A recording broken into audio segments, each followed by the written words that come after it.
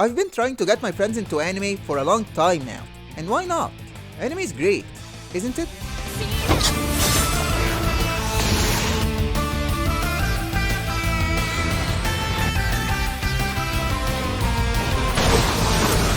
Anime is one of the best and most unique entertainment mediums out there, with beautiful animation, mind-bending plots, killer soundtracks, and the perfect escape into a brand new world when you're feeling down. And as anime is getting more and more mainstream with every passing day, there's no better time to get into it. But what anime to start with? Imagine if your first anime was a terrible show like School Days, or your current least favorite anime, which should be School Days. You'd probably stay away from the medium completely. Well, I've got you covered. I'm going to recommend a bunch of anime that I believe make for the perfect gateway into the world of anime. So welcome to the beginner's guide to anime. Let's start off with my first anime, and although it isn't one I'd recommend nowadays, it's what got me into anime in the first place, and for that, it'll always have a place in my heart, even if I'm no longer a fan. Sword Art Online. Just to be clear, when I say it's my first anime, I don't mean it's the first anime I ever watched, but the first one I watched actually knowing that it's an anime. SAO is a story about a VR MMO that takes a turn for the deadly when the creator of a game called Sword Art Online, Akihiko traps the players in the game and implements a system where if a player dies in the game or simply removes their console, the nerve gear, forcibly, they'll die in real life, and the only way to escape is by completing the game or to defeat him. In SAO, we follow Kazuto Kirigaya, or Kirito, a beta tester of the game, or beater, and his journey to complete the game and somehow picking up every girl he meets along the way. I'm going to be honest, I loved the first half of the first season of SAO, despite Kirito's bull. But that's it. The rest of the series kind of fell off for me, and that's due to one reason. Kirito. He's just broken.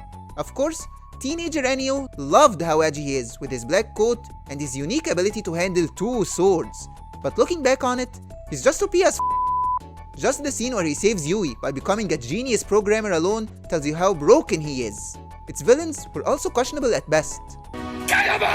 Despite all this, and despite the fact that I dropped the series, Sword Art Online got me into anime, and for that, I'll always tolerate it. I don't know if this next anime is what most people would recommend as a gateway anime, but it got my friend into it, so I'm recommending it, even if it's a bit gory. Parasyte The Maxim's a great anime. Its take on aliens invading humanity is one of the best out there in the sci-fi genre. All of a sudden, parasitic aliens descend on Earth and infiltrate humanity by burrowing into the brain of its hosts and taking over. Shinichi falls victim to the invasion, but the parasite fails to get to his brain and has taken control of his right hand instead, thus giving it the name Migi, which means right in Japanese. Now, Shinichi and Migi need to learn to coexist together in order to survive and to defend themselves from hostile parasites. Parasyte has a fantastic story, excellent animation, though that's what you expect from Studio Madhouse, and interesting characters, but it comes with a caveat. Parasyte could be considered a very violent and gory show, so if you plan on watching it, then be prepared. It's not what I'd usually recommend as an intro to anime, but it's a fantastic watch regardless, and if you're into the aliens invading humanity concept, then I can think of a better anime to watch. Since we're in the sci-fi genre, if I had to recommend only one sci-fi anime, then that's going to be Steins. It's one of the best time travel stories in not just anime, but all of entertainment. I'd love to talk more about Steins, but I already have a video review on it, so if you're interested, go watch it. Instead, I'm going to recommend a mecha series. Mecha is probably what most of us think when we think of sci-fi anime, and the one you think of is probably Gundam. However, I haven't watched many Gundam series, just Gundam Wing and 00, and I love them very much. But since my knowledge of the series is low, I'm recommending a different mecha, Code Geass. Now, to be honest with you, I haven't seen the latest seasons of Code Geass. I just watched the first two seasons where I thought the series ended, and at the time, I thought it was one of the best finales of all time. Lelouch V. Britannia is an exiled prince who gains the power of absolute obedience after meeting my waifu, C2, which gives him the ability to issue an absolute order to a person, and uses it to start a rebellion against Britannia. Code Geass is a perfect starting point into mecha. It's filled with action, has a good story, and some of the sharpest chins in anime. But the main reason I'm recommending it is the ending. Even if the series is still ongoing, its finale made it stick with me for more than 10 years. It really is one of the best mechas out there, and a great way to start your anime journey. You might want something more modern or lighthearted as your gateway anime, and for that, there's one anime that's perfect for you: Spy Family. Spy Family was a phenomenon last year. It was one of the most anticipated adaptations, and for good reason. Lloyd's an undercover Westella spy in Ostania whose mission is to try to prevent a war between the two nations by investigating Donovan Desmond and prevent him from harming the truce efforts between the two nations, and in order to do that, he adopts Anya, a telepathic child who gains her power due to being experimented on by an unknown organization, and gets into a fake marriage with Yor, an office worker in City Hall, but she's also an assassin with the codename Thorn Princess. They all live together as a family, but they're keeping their identities hidden from one another, and despite that, we have one of the most well-functioning and wholesome families in anime. Even though all of them have a sad backstory, the anime is actually quite lighthearted and very fun. From their reactions and meme faces to them actually hanging out as a family would, it's simple, straightforward, hilarious, and unique. There's a reason why Spy Family was one of 2022's most anticipated anime, and it turned out to be one of the best. If you're feeling a little romantic or want a top-tier romance anime as your starting point, then start with Kaguya-sama Love is War, probably one of my top 10 anime of all time. Love is War is basically romance chess, where both Miyuki Shirogane and Kaguya Shinomiya both love each other, and they both know it, but won't confess to one another as the one who confesses first would be the loser. So, the show is all about them plotting and executing plans to get the other person to confess first. As I said, it's romance chess. Love is War is one of the best romance stories in anime, nay, in entertainment. A great romantic plot, some of the best side characters you'll ever see, hilarious, and a killer soundtrack. Every single opening and ending are bangers. God bless Masayuki Suzuki and the unique OPs the series has. If you're the kind of person who enjoys wacky, romantic, hilarious shows, then Kaguya-sama Love is War will get you hooked on anime. If you're an introvert or interested and have a passion for music, or both, then Bocchi the Rock will probably be one of the most relatable experiences for you.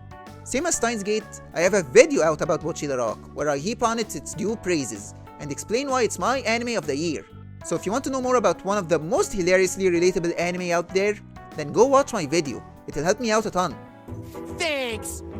Now, if you're new to anime, then I must warn you about a certain genre that's overtaking the industry. Every season seems to get overrun by anime in this genre, and most of them are mid at best, but the good ones, oh man, they're some of the best anime out there. That genre is Isekai. So, if you want to get a jump on your anime experience and start with Isekai, then I recommend That Time I Got Reincarnated as a Slime. Just to be clear, Slime isn't the best Isekai out there. That honor goes to Mushoku Tensei, but Slime's got the perfect balance of being happy-go-lucky and serious, and makes for the perfect isekai appetizer. After dying, Mikami Satoru is reincarnated as a slime in another world, and after meeting the storm dragon Veldora, it's given the name Rimuru Tempest, and sets out to build a monster society. It's Sim City, the anime, monster isekai version. Even if Slime isn't my favorite isekai, it's still one of the best. Seeing the monster village grow from just a couple of goblins and wolves to a country consisting of creatures of all forms and types is a very unique experience, and one I'm sure that'll get you into anime. How about kicking off with a sports anime? There are a ton of hype sports shows out there, and even the ones about a sport you have no interest in will hook you. For example, I have zero interest in volleyball, and yet Haikyuu made me love a sport I've never even watched before, albeit the anime version of it. But since I'm a football fan, I'm going to be biased and recommend BlueLock.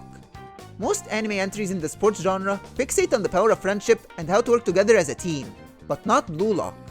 In it, it's all about the individual. Everyone's trying to become the best striker in the world and having the biggest ego out there. Just watch it and enjoy the match. Now, let's get to the obvious choices. You're probably interested in anime because of its fight scenes, the insane action, the world-destroying special moves, and the surprisingly well-structured power system. That's what got most of us into anime, before we knew what anime even was. If you want an experience like that to be your first anime, then there are the obvious choices like Dragon Ball, One Piece, Naruto, or Bleach. But those will require a commitment to complete, so instead, I'm going to recommend one of the newer and biggest entries in the shonen genre, Demon Slayer, probably the best animated show in the genre. After the death of their family, Tanjiro trains and becomes a demon slayer in order to avenge his family, and to restore his sister Nezuko's humanity after she got turned into a demon. Yup, that's basically the plot. Now let's be clear here. Yes, the story isn't anything groundbreaking.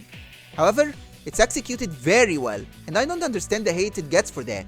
But the story isn't the main draw, it's the outstanding production and animation, and that's probably why I decided to start watching anime in the first place. Demon Slayer's got some of the best fight scenes I ever saw in anything. Ever. If what you're looking for is epic sword fights, then Demon Slayer's got you covered. And with that, we come to the end of the video. Getting into anime's never been easier.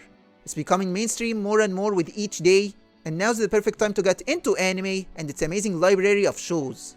Trust me, you won't regret getting into anime. Thank you guys for watching. This has been Anio, and until next time, mata ne.